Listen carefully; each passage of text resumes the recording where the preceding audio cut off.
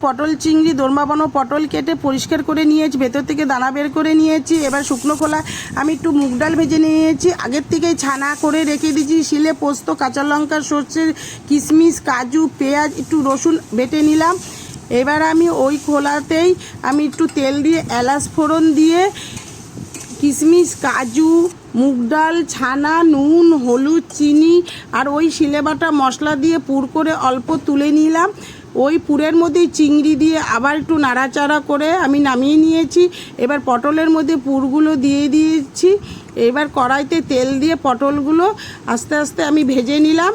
এরপরে আমি ওই তেলেই কচুরি মেথি ফোড়ন দিয়ে আমি মশলাগুলো দিয়ে ভালো করে কষিয়ে নেব। এরপরে নুন, হলুদ, চিনি দিয়ে আমার কষানো হয়ে গেছে। এবার আমি জল দিয়ে দিচ্ছি। জল দিয়ে আমার নিরামিষ পটল দুটো ফুটিয়ে তুলে নিলাম। ওই জলেই আমি আবার চিংড়ি পটলগুলো দিয়ে একটু কাঁচা তেল দিয়ে ভালো করে ফুটিয়ে নিলেই হয়ে যাবে চিংড়ি পটলের দোরমা।